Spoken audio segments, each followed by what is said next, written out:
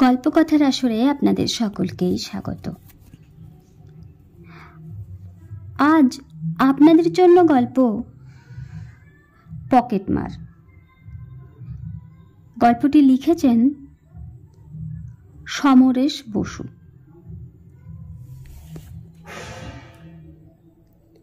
ওং সর্বমঙ্গল মঙ্গলে শিবে সর্বত্র সাধিকে স্বর্ণে ত্র্যম্বকে গৌরী নারায়ণী নমস্তুতে।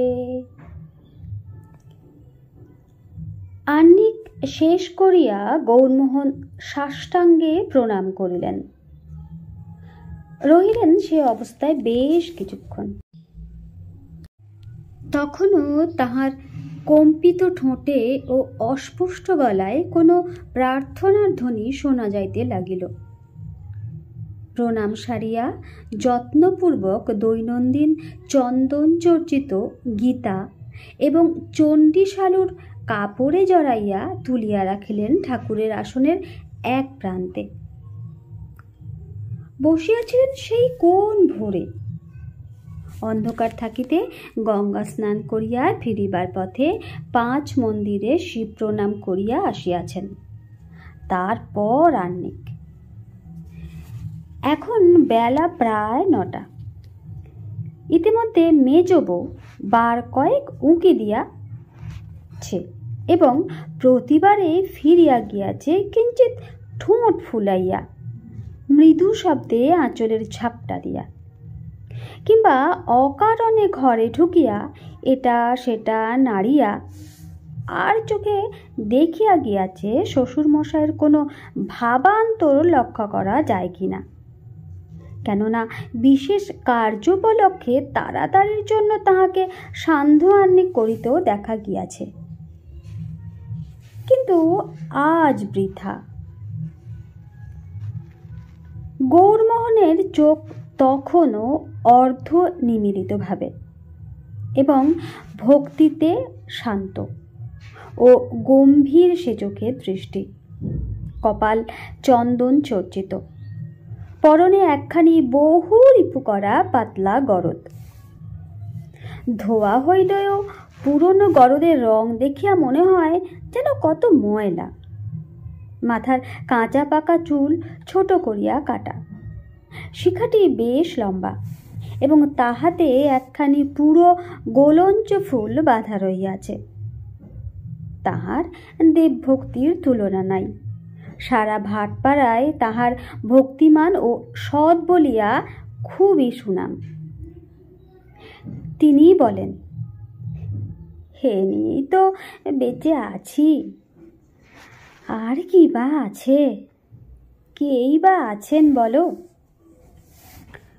সত্য, তাহার আর কি আছে। এক সময় চটকলে কেরানির কাজ করিয়াছেন, তাই ছেলেকে লেখাপড়া শিখাইয়া মানুষ করিয়াছেন। কিন্তু ভাগ্য কিছুটা অপ্রসন্ন ছিল। বড় ছেলেটি বিধবা বউ এবং একটি ছেলে রাখিয়া মারা গিয়াছে। মেজটি বছরখানেক পূর্বে বিবাহ করিয়া চাকরি উপলক্ষে বিদেশবাসী। বলিতে গেলে তাহারাই এই সংসারের ভরণ পোষণ চলিতেছে। ছোট ছেলেটি এখনো ছোটই। এবছর স্কুল পাঠ শেষ করিয়া সে কলেজে ঢুকিবে। আর তাহার স্ত্রী আছেন সুনয়নী, ওই যে ঘরের এক পাশে তক্তপোষে শুইয়া রহিয়াছেন, বাত পঙ্গু, অনড় এবং বাক শক্তিহীনা। কয়েক বছর ধরিয়া বোধ করি দিনেকের জন্য শয্যা ত্যাগ করা সম্ভব হয় নাই। শুধু তাহার বড় বড় চোখ দুটিতে এখনো প্রাণ আছে। মনটা আসিয়া ঠেকিয়াছে সেইখানেই। চোখের ইশারাতেই তিনি ডাকেন, কথা বলেন, হাত দুটি নাড়িতে পারেন খুব আস্তে আস্তে। এ বাড়ি এবং মানুষগুলির দিকে চাহিলেই বোঝা যায় সুনয়নের মৃত্যুর জন্য সবাই অপেক্ষা করিতেছে। কিন্তু তিনি সবাইকে নিরাশ করিতেছেন দিনের পর দিন। সারাদিনের মধ্যে তাহার প্রতি নজর কারো বড় একটা পড়ে না, খাইবার সময়টুকু ছাড়া। বলিতে গেলে এখন তিনি না মরিয়া রহিয়াছেন। অনেকের শেষ ঘণ্টার ধ্বনি শুনিয়াই মেজ বউ মালতী ছুটিয়া আসিল। বালিকা মাত্র, বয়স বছর 16-17 হইবে বা। চেহারার বিশেষত্ব কিছু না থাকিলেও সব মিলিয়া প্রায় সুন্দরী হইয়া উঠিবার উপক্রম করিয়াছে। আবদারে এবং কর্তৃত্বের ভারসাম্যে বয়সানুযায়ী তার চরিত্রটি বড় মিষ্টি। আদুরে বউ ও কর্মষ্ঠ গিন্নি, এ উভয় ধারার সংমিশ্রণে সে মানানসই। সে আসিয়াই ভ্রু তুলিয়া অভিমানের সুরে বলিল, আপনার কিন্তু বাবা আহ্নিক বেড়ে গেছে। গৌরমোহন একটি নিঃশ্বাস ফেলিয়া নীরবে সস্নেহে হাসিলেন। এত বড় কথা একমাত্র মালতী বলিতে পারে, আর কেহ বলিতে পারে না বা পারিবেও না। বিশেষ তাহার পূজা আহ্নিক সম্পর্কে সকলেরই একটা শ্রদ্ধা রহিয়াছে। আসন ছাড়িয়া উঠিবার মুহূর্তে রেকাবির চিনি প্রসাদের এক চিমটি লইয়া জিভে ও মাথায় ঠেকাইলেন গৌরমোহন। তারপর ছোট জল চৌকিখানিতে আসিয়া বসিলেন। মালতী তখনও দাঁড়াইয়া আঁচল পাকাইতেছিল। খসা ঘোমটা টানিয়া দিয়া সে আবার বলিল, আজকে কিন্তু বাবা আর না বলতে পারবেন না, আগেই বলে রাখছি। গৌরমোহনের মুখে হাসি লাগিয়াই আছে। বিরক্ত বা ক্ষুব্ধ হইলেও তিনি তা চকিতে গোপন করেন। বলেন, হ্যাঁ গো বেটি, তাই হবে। এখন তুমি আর বলিতে হয় না। খুশিতে চড়াই পাখির মতো ফুৎকারে উড়িয়া গেল মালতী রান্নাঘরের দিকে। আবার তেমনই চকিতে ফিরিয়া আসিল একটি ছোট বাটি ও চামচ লইয়া। গৌরমোহনের স্নেহ হাসি মুগ্ধ হইয়া উঠিল। বলিলেন, এ আবার কি? মালতী লজ্জায় আনন্দে বাটির দিকে চাহিয়া বলিল, ছোলা আর লঙ্কা ভাজা নুন দিয়ে বেটে দিয়েছি, চায়ের সঙ্গে খুব ভালো লাগবে, খেয়ে দেখুন। পাগলি কোথাকার। খুশিতে উজ্জ্বল হইয়া উঠিল গৌরমোহনের মুখ। আজকাল এক কাপ চা ছাড়া সকালে আর কিছু পাওয়া যায় না। এটা মালতীর বিশেষ আয়োজন। ফিরিবার পথে মালতী আপন মনে হাসিয়া আবার দাঁড়াইল। চোখ বড় বড় করিয়া বলিল, জানেন বাবা, অনুদের বাড়ির বউদের চুড়িগুলো আমি আর দেখে এসেছি। কি সুন্দর ফ্যাশনের চুড়ি! আজকাল ওই ফ্যাশনটাই সকলে ভালোবাসে। বলিয়া রুষ্ট মুখে নিজের হাত দুখানি সামনে বাড়াইয়া বলিল, আরে কি বিচ্ছিরি প্যাটার্ন, একেবারে সেকেলে। আমার বাবার যেমন বুদ্ধি, সোনা একটু দিল তো আর কোনো ছিঁড়িছাড় নেই। আপনি আজই এগুলো আকুল শেখলার কাছে নিয়ে যান। ছোলার মশলার ছাতু আটকায় গৌরমোহনের গলায়। হাসির একটু শব্দ করিতে গিয়া শুকনো ছাতু গলা দিয়া নাসারন্ধ্রে পৌঁছয় প্রায়। না, তাহার মন বুঝিয়া এমন অবারিতভাবে আর কেহ এ বাড়িতে আজও কথা বলিতে পারে না। পারে কেবল মেজ বউ মালতী। কিন্তু মালতী গেল না। ফিরিয়া একেবারে শ্বশুরের পায়ের সামনে বসিয়া বড় বড় চোখে ফিসফিস করিয়া বলিল, আমার বাবা তো এই 2-2.5 ভরি সোনাও দিতে চাননি। জানেন বাবা, বলছিল আমার ধর্মিষ্টি বেয়াই, হাতে পায়ে ধরে আমি এমনি মেয়ে দিয়ে আসবো।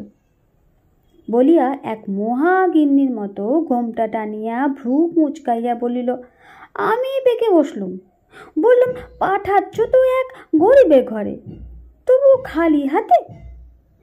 বড়দিকে 5 ভরি সোনা দিতে পারলে, আর আমার বেলাতেই যত অভাব, শেষটায় তো।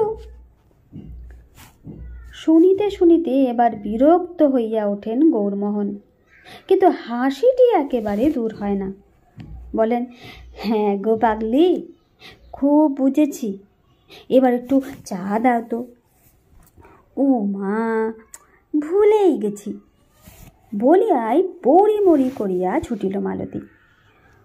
আশ্চর্য, আপন বাপও এমন পর হইয়া যায় মেয়েদের কাছে, আর সে গল্প কিনা একেবারে শ্বশুরের কাছে। গৌরমোহনের ক্ষুদ্র মুখ হইতে হাসিটুকু সম্পূর্ণ বিলুপ্ত হইয়া গিয়াছে। মালতী আসিয়া চায়ের কাপটা রাখিতেই বাড়ির বাহির হইতে মোটা গলায় ডাক ভাসিয়া আসিল, ঠাকুর মশাই, বাড়ি আছেন নাকি? চায়ে চুমুক দিতে গিয়া চুম্বনমুখ ঠোঁট গৌরমোহনের আরও অষ্ট হইয়া গেল। বড় অসহায় ও করুণ দৃষ্টিতে তিনি চাহিলেন মালতীর দিকে। বৌমা, মাত্র 1 বছর বিবাহ এবং বালিকা হইল মালতী এ চাহিনীর অর্থ বিলক্ষণ জানে। সে 1 মুহূর্ত অপেক্ষা করিয়া উঠানে আসিয়া জোর গলায় বলিল, দেখো তো ঠাকুরপো, বাবাকে কে ডাকে, বলে দাও বাড়ি নেই। কল্পিত ঠাকুরপুকে কথাটি বলিয়াই সে সদর দরজার কাছে ছুটিয়া গিয়া ফুটো দিয়ে দেখে লোকটা কি বলে। দেখিল লোকটা সংশয়ান্বিতভাবে দরজার দিকে চাহিয়া কি যেন বিড় করিতে করিতে চলিয়া যাইতেছে। সে হাসিতে হাসিতে আসিয়া সে কথা শ্বশুরকে বলিল। সে হাসিতে যোগ দেওয়া বা হাসিটুকু চাহিয়া দেখাও যে গৌরমোহনের পক্ষে কত কঠিন, মালতী তাহা জানে না। তাই সে পাওনাদার বলরামের প্রবঞ্চিত মুখ স্মরণ করিয়া হাসিয়া আকুল হইল। গৌরমোহনের কপালের রেখাগুলি জংশন স্টেশনের লাইনের মতো বাঁকিয়া চুড়িয়া উঠিল। ক্ষোভে, বেদনায়, আফসোসে ও অপমানে কালো হইয়া উঠিল গৌরবর্ণ মুখ। অথচ একদিন তার সততার ঢাক বাজাইয়াছে কত লোকে। তার চটকলের সহকর্মীরা শুধুমাত্র ঘুষের পয়সায় অর্থ সঞ্চয় করিয়া সকলের অল্প বিস্তর ঐশ্বর্য করিয়াছে, কিন্তু তিনি পারেন নাই। সে সততার ঢাক আজ শুধু ঠসকাইয়া যায় নাই, যেন উপহাসের খেউর গানের তাল হইয়া উঠিয়াছে। কি লাভ হইয়াছে সেদিনের সাধা লোককে পায়ে ঠেলিয়া? আজও তাহাতে কয়েকটি দোকানের হিসাব লিখিয়া এ ঝুঁকির মরা সংসারের জোড়া দিতে হয়। সুদূর কানপুরে মেজ ছেলেটি প্রকৃতপক্ষে নির্বাসিত থাকিয়া মাসিক কিছু টাকা পাঠায়, অথচ এত বড় সংসার, ফলে দেনার শেষ নাই এবং দেনা করিয়া তার শোধ দিতে পারেন না। মিথ্যার আশ্রয় লইয়া লুকাইয়া বেড়াতে হয়। ছোট ছেলেটি লেখাপড়া শিখিতেছে বটে, কিন্তু পাঠ্যের চেয়ে অপাঠ্য পুস্তক বেশি পাঠ করিয়া বিগড়াইয়া যাইতেছে। অবশ্য ধর্মবিরুদ্ধ কথা আজকাল সব ছেলেপুলেরাই বলিয়া থাকে, কিন্তু ছেলেটি তার রাষ্ট্রবিরুদ্ধ সর্বনাশের পথ ধরিয়াছে। সর্বনাশ বই কি, এই হতভাগ্য দেশের দরিদ্র সন্তানেরা রাষ্ট্রবিরোধী হইলে তাহার জন্য লাঞ্ছনা ও মৃত্যু প্রতি মুহূর্তে উৎপাতিয়া থাকে। কিন্তু এত মেধা লইয়া ছেলের মরা চলিতে পারে না। তাহা হইলে এ সংসারে ভার কে লইবে? তাহাকে সব সহিয়া শুধুমাত্র উপার্জন সক্ষম হইতে হইবে। জীবনের এ নানান দুর্যোগে বিচলিত হইয়া গৌরমোহন অভিমান ক্ষুব্ধ মুখে তাকান ঘরের ইষ্ট দেবতার দিকে। ঠাকুর, অনেক দূর তো এনে ফেলেছ, আর কত দূর? তারপর এক নিঃশ্বাসের শব্দে চমকাইয়া সুনয়নের দিকে তাকান। হ্যাঁ, মনে থাকে না যে এ ঘরে আরেকটি মানুষ আছে। সে সবই শুনিতেছে এবং বিচিত্র অপলোক একজোড়া চোখ লইয়া সবই দেখিতেছে। দেখিলেন স্ত্রীর চোখ জোড়া তার দিকেই নিবদ্ধ। তাড়াতাড়ি একবার ভাবিয়া লইলেন, আজ অমাবস্যা বা পূর্ণিমা কিনা, কারণ ওই সব দিনগুলিতে সুনয়নের এই ভোগান্তের উপরে যন্ত্রণা বাড়ে। বলিলেন, কিছু বলছো? সুনয়নী মাথা একটু নাড়িল, বা চোখের তারা দুইটি একবার ঘুরিয়া গেল এপাশ থেকে ওপাশে, অর্থাৎ কিছু বলিবেন না। কিন্তু সুনয়নীর মনের এবং হৃদয়ের সমস্ত ভাব ও কথা তাহার স্থির চোখে জমা হইয়া এমন বিচিত্র দৃষ্টি হইয়াছে যে সে চোখের দিকে একটু বেশি সময় তাকাইয়া থাকা এক দুরূহ ব্যাপার। চোখের ওপর সমস্ত চেতনা আসিয়া পড়ায় তাহা বড় হইয়া উঠিয়াছে এবং সাপের মতো অপলক বলিয়া সবাক না হইয়াও সে অবাক চোখে কত না ভাব। বেশিক্ষণ তাকাইয়া থাকিলে মনটার মধ্যে কেমন ভয় হয়। মালতী ছিল না, কোথায় গিয়াছিল। আবার ঢুকিল ঝড়ের মতো শাড়ির আঁচল উড়াইয়া, আসিয়াও থমকাইয়া দাঁড়ালো দরজার কাছে। ছুটিতে আসিতে হাঁপাইয়া পড়িয়াছে।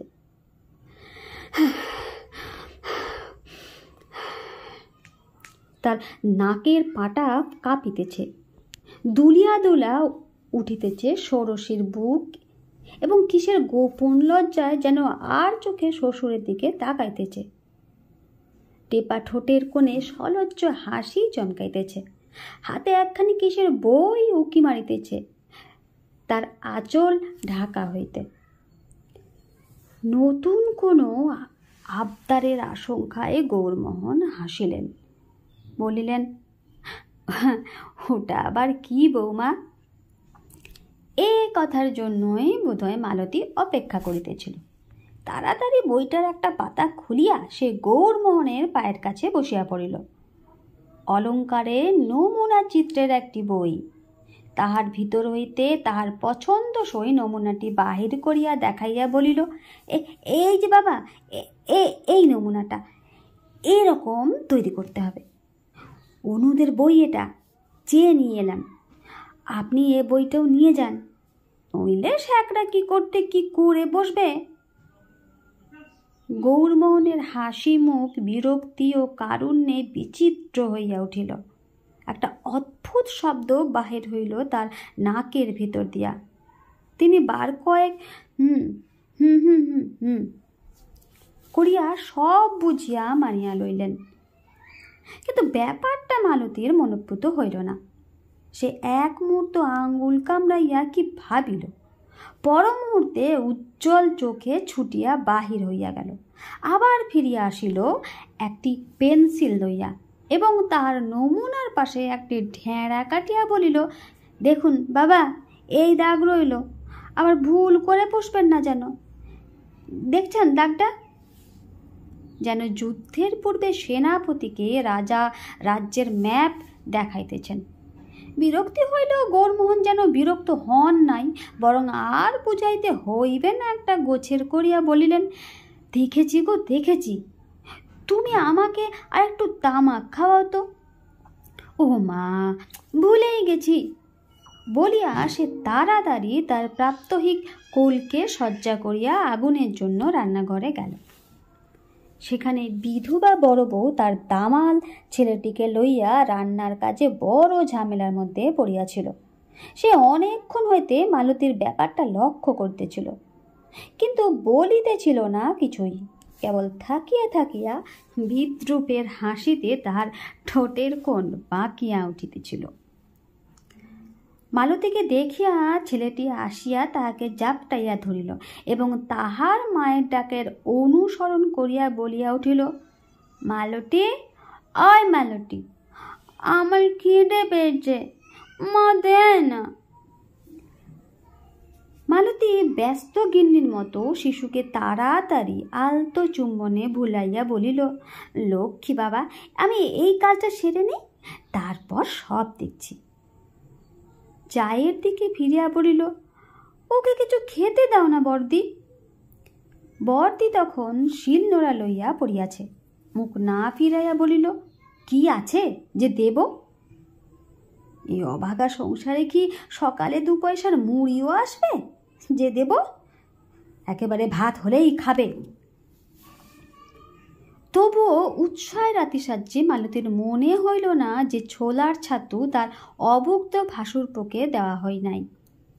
সে আবার কাজটা সেরে নি বলিয়া চলিয়া গেল। রান্নাঘরে বড় বউ একলা ঠোঁট উল্টাইয়া হাতের একটা বিচিত্র ভঙ্গি করিয়া যেন শিলনোড়াকে বলিল, হায় রে কাজ, হতভাগী, কি নিয়ে তোর মাতামাতি? 2 দিন বাদে তো সবই ঘুচবে। নিজেকে দেখাইয়া বলিল, এ গায়ে কি কম সোনা ছিল? তা সবই গেছে এ সংসারের পেটে।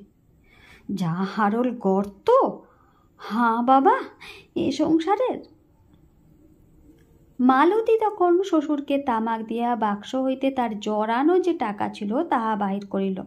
একখানি ফর্সা রুমালে হাতের কগাছা চুড়ি ও সেই টাকা বাঁধিয়া শ্বশুরকে দিয়া বলিল, সোনা 1.5 ভরি আছে বাবা, সামনে থেকে ওজন করিয়ে নেবেন। ব্রোঞ্জ আর কিনতে হবে না, ওর ওপরেই কাজ হবে। বাণী খরচার টাকাটাও ওর মধ্যেই রইল। এক মুহূর্ত চিন্তা করিয়া বলিল, যদি দেখেন বাণী খরচা কুলোচ্ছে না, তাহলে আনটাক সোনা বেচে দেবেন, কেমন? হ্যাঁ, সবই বুঝিয়াছেন গৌরমোহন, কিন্তু তিনি একটা দুর্ভাবনায় বিচলিত হইয়া উঠিয়াছেন। এ সংসারের অভাব চিরকালের, তাই সুনয়নী হইতে শুরু করিয়া বড় বউ সকলের গা হইতে বিন্দু সোনা ও চিমটি কাটিয়া লইয়া এ সংসার বাঁচাইতে ব্যয় হইয়াছে। সকলেরই মনে দুঃখ হইয়াছে সোনা দিতে, শরীর হইতে অলঙ্কার খুলিয়া দিতে কোন মেয়েই বা খুশি হয়? কিন্তু অলঙ্কার সোহাগী তাঁরে বউটির কাছ হইতে কেমন করিয়া তিনি তাহা লইবেন? গহনার শোকে যে মরিয়া যাইবে তাহার বৌমা। এমন যাহার সোনা অন্ত প্রাণ, তাহার প্রাণটুকু সোনা দিয়ে মোড়া হইলে বোধ হয় ভালো হয়তো। হায় কপাল, সোনা কি শুধুমাত্র বৌমার? সোনা কি শুধুমাত্র অলঙ্কারের জন্যই? তাহা দিয়া জগৎ চলিতেছে, কিন্তু বৌমা তাহার কিছুই বুঝিবে না। জামা পরিয়া চুড়ি ও পয়সার পুটুলি পকেটে লইয়া নমুনার খাতাটি বগলে গৌরমোহন বাহির হইলেন। অনেক দিন বলিয়া বলিয়া আজ মালতীর মনোবাসনা পূর্ণ হইতে যাইতেছে। সেই খুশিতে সে আপন মনে হাসিতেছিল, বোধ করে ভাবিতেছিল সেই চুড়ি পরিয়া কেমনভাবে সে অনুদের বাড়িতে গিয়া দেখাইবে এবং এই হাতে কেমন মানাইবে, বা সবাই না জানি কত প্রশংসাই করিবে। ভাবিতে ভাবিতে হঠাৎ হাতের দিকে নজর পড়িতে অভ্যাসের ভুলে চুড়ি না দেখিয়া বুকটা তার ছাত করিয়া উঠিল। পর মুহূর্তে হাসিয়া উঠিল এবং ছুটিয়া দরজার কাছে প্রায় গৌরমোহনের গায়ের উপর হুমড়ি খাইয়া পড়িয়া বলিল, বাবা, খুব সাবধান, পকেট মারে দৌড়াত তো আজকাল। গৌরমোহন নিরুত্তরে বাহির হইতেছিলেন ঘাড় নাড়িয়া, কিন্তু মালতীর আবার খুব বিবেচনা করিয়া বলিল, নিজের পকেটের চেয়ে ওটা আপনি বুক পকেটে রাখুন বাবা। ও সর্বনাশেরা কখন কি করে বসে তার ঠিক কি? গৌরমোহন রাগে ও বিরক্তিতে এবার বেশ সশব্দে হাসিয়া উঠিলেন এবং মুখ ফিরাইয়া বুক পকেটেই রুমালখানি রাখিয়া বাহির হইয়া গেলেন। ঘরের মধ্যে সুনয়নীর চোখের তারা দুইটি ঘরের বিগ্রহের দিকে বিদ্ধ। সামান্য ঠোঁট নড়িতেছিল তাহার। তিনি বলিতেছিলেন, দুগ্গা দুগ্গা। মালতী ফিরিয়া আসিয়া জায়ের ছেলেটিকে আদর করিতে লাগিল এবং বারবার নিজের খালি হাত দুইটির দিকে চাহিয়া যেন প্রিয় আগমনের উল্লাসে চোখ হাসিয়া উঠিতে লাগিল। গৌরমোহন 5 মন্দির পার হইয়া যে রাস্তাটা আঁকিয়া বাঁকিয়া বড় রাস্তায় গিয়াছে সে পথ ধরিলেন। তাহাকে প্রথমে যাইতে হইবে হাজরার দোকান, তারপর সাধুকার তেলের ঘিয়ের খুচরা বিক্রির ঘরে। ও বেলা আবার সেই কাকিনাড়ায় যাইতে হইবে কয়েকটি দোকানের হিসাব লিখিতে। কোন ফাঁকে যে একটু সময় করিয়া আকুল সাকরার ঘরে যাইবেন তাহাই ভাবিতেছেন। বড় রাস্তার মোড়ে আসিতেই হঠাৎ চায়ের দোকান হইতে প্রায় গোপন হত্যাকারী সর্বনেশে শনি ঠাকুরের মতো পাওনাদার বলরাম শাহ গৌরমোহনের মুখের সামনে আসিয়া দাঁড়াইল এবং প্রণাম বলিয়া দাঁত খিচাইয়া জোর গলায় বলিয়া উঠিল, তবে তবে যে বড় বাড়ির মেয়ে মানুষকে দিয়ে বলিলেন বাড়ি নেই আপনি, হ্যাঁ? বামুন হয়ে এমন নিচে কথা। যেন প্রচণ্ড বজ্রাঘাতে গৌরমোহনের সর্বাঙ্গ পুড়িয়া গেল। রক্ত নাই তাহার মুখে। তিনি বলিতে চাইলেন, বলরাম একটু আস্তে, কিন্তু তাহার ঠোঁট নড়িল, শব্দ বাহির হইল না। বলরাম গলা চড়াইয়া বলিল, কি রকম কথা মশাই, এত সুনাম আপনার আর তলে তলে এত ছ্যাঁচড়ামো, ছি ছি ছি। তখন বলে কত কথা, ছেলের এক্সামিনের ফি দিতে হবে, পরিবারের চিকিৎসার জন্য কবরেজকে টাকা দিতে হবে, আর এখন দেখা করা তো দূরের কথা, মেয়ে মানুষকে দিয়ে মিছে কথা বলে দেয়। আমি ঠিক বুঝেছি? এবং বলরামের আস্ফালনে 2-1 লোক জমিতেছিল। গৌরমোহনের দরদর করিয়া ঘাম ঝরিতেছে, কপালের চন্দনও পড়িতেছে গলিয়া গলিয়া, আর পৃথিবী দুলিয়া উঠিলেও দ্বিধা হইতেছে না। তিনি হঠাৎ মরিয়া হইয়া বলিয়া উঠলেন, পরশু পরশু তোমার টাকা নিশ্চয়ই পাবে বলরাম। হাজরার দোকানে তুমি এসো, আমি থাকবো। বলরাম চিৎকার করিয়া সমবেত জনগণকে গৌরমোহনের প্রতিজ্ঞার কথা শুনাইয়া দিল। একটু অগ্রসর হইয়া গৌরমোহন দেখিলেন, ঘটনা দেখিয়া অদূরে তার ছোট ছেলেটি চোখাচোখি হইবার আশঙ্কায় অন্যদিকে মুখ ফিরাইয়া মাথা নিচু করিয়া দাঁড়াইয়া রইয়াছে। গৌরমোহনের চোখে হঠাৎ পথ ও মানুষ সব ঝাপসা হইয়া গেল। একটা নোনা জলের স্বাদ তাহার মুখ ভরিয়া উঠিল, গাল বাহিয়া আসিল। মনে হইল তাহার কানের কাছে যেন কাহারা কোলাহল করিতেছে, এক্সামিন, চিকিৎসে, দুধ, কয়লা। বাড়ি ফিরিয়া গৌরমোহন ভাবিতেছিলেন, ছেলে সব কথাই বলিয়া দিয়াছে, কিন্তু হাওয়া দেখিয়া বুঝিলেন বলে নাই।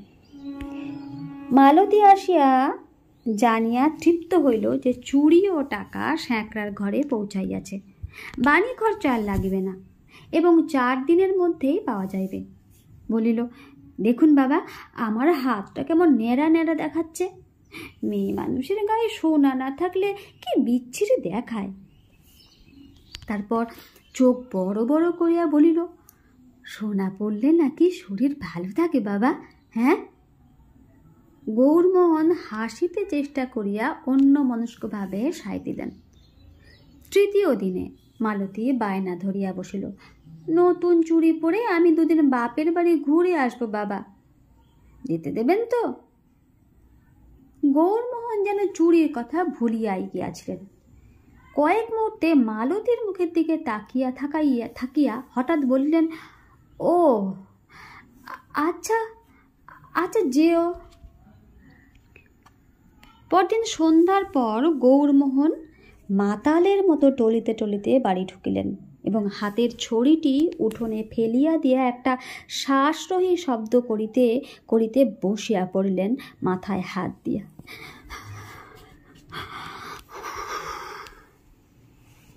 তাহার সর্বাঙ্গে ঘাম পড়িতেছে, ভিজিয়া গিয়াছে জামা। মালতী এবং বড় বউ রান্নাঘর হইতে ছুটিয়া আসিল। বড় বউ বলিল, কি হয়েছে বাবা, অমন করছেন কেন? ভয় পাইয়া সে চিৎকার করিয়া উঠিল, ঠাকুরপো, শিগগিরই এসো, কি সর্বনাশ, কি হবে? বাবা উঠুন, বাবা ঘরে চলুন। মালতী দুই হাতে গৌরমোহনকে টানিয়া তুলিতে চেষ্টা করিল এবং বারবার বলিতে লাগিল, কেন এমন হলো, কি হলো? ছোট ছেলেটি বাড়িতে না থাকাতে বড় বউ ও মালতীর চেষ্টাতেই গৌরমোহন ঘরে আসিয়া দেওয়ালে হেলান দিয়া বসিয়া পড়িলেন। মালতী আকস্মাৎ দারুণ চিন্তায় চমকাইয়া শিহরিত হইয়া উঠিয়া গৌরমোহনের প্রায় কোলের কাছে আসিয়া বলিল, বাবা, আমার চুড়ি এনেছেন তো? গৌরমোহন যেন কান্না চাপিয়া এক হাতে মুখ ঢাকিয়া আর এক হাতে তাহার একটি প্রায় অর্ধেক কাটা নিচের পকেট দেখাইয়া দিলেন এবং ধবাস করিয়া মাটিতে মুখ গুজিয়া পড়িলেন। পকেট কেটে নিয়েছে?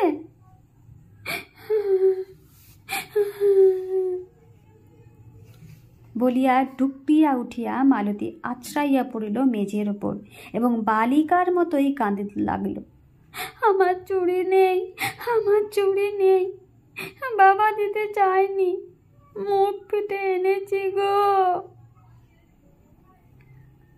বড় বউ, শ্বশুর ও ছোট যা উভয়কে লইয়া পড়িল ও নানান সান্ত্বনার কথার চেষ্টায় প্রবোধ দিতে লাগিল। তাহার ছেলেটি বারবার মায়ের থুতনি ধরিয়া জিজ্ঞাসা করিল, মা, মালতী কাঁদে কেন? কান্নার মধ্যেই মালতী জিজ্ঞাসা করিল, বাবা, নতুন প্যাটার্ন গড়া হয়ে গেছিল। গৌরমোহন গোজা মাথা নাড়াইয়া বলিলেন, হ্যাঁ। মালতীর কান্না আরও উদ্বেল হইয়া উঠিল, দেখতেও পেলুম না, দেখতেও পেলুম না। এমনি অনেকক্ষণ কাঁদিয়া আলু থালু দেশে উঠিয়া মালতীর দরজার কাছে দাঁড়াইয়া আপন মনে ভাঙা গলায় বলিল, বলরাম সার দেনাটাও যদি শোধ হতো। বলিতে বলিতে তার ঠোঁট কাঁপিয়া উঠিল থরথর করিয়া এবং কান্নার অশান্ত বেগ লইয়া সে বাহির হইয়া গেল।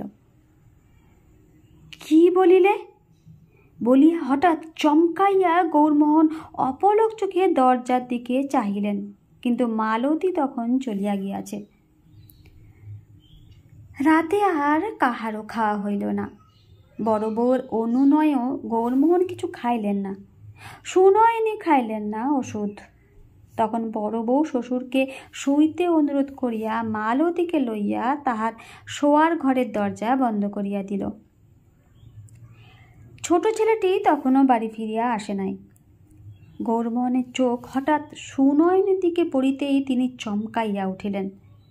তাঁর প্রতি অপলক স্থিরবিদ্ধ সেই চোখে কি দারুণ ভৎসনা ও তীব্র অভিযোগপূর্ণ বেদনা! মনে হইল তার বুকের চামড়া ছিঁড়িয়া কেহ সমস্ত হৃদয়টাকে খুলিয়া ধরিয়াছে এবং সেই খোলা হৃদয় ঢাকিতে তিনি যেন কোন অগ্নিগর্ভে তলাইয়া যাইতেছেন।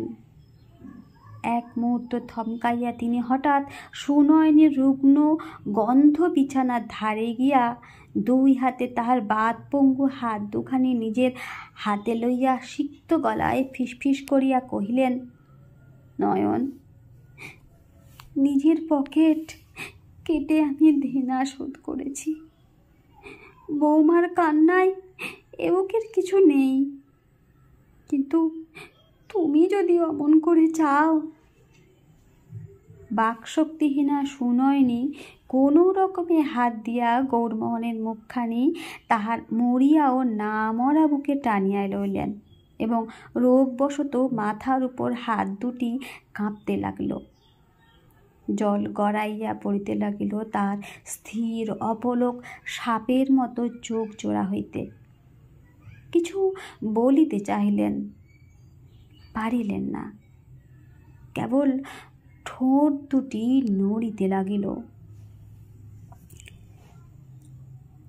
নমস্কার।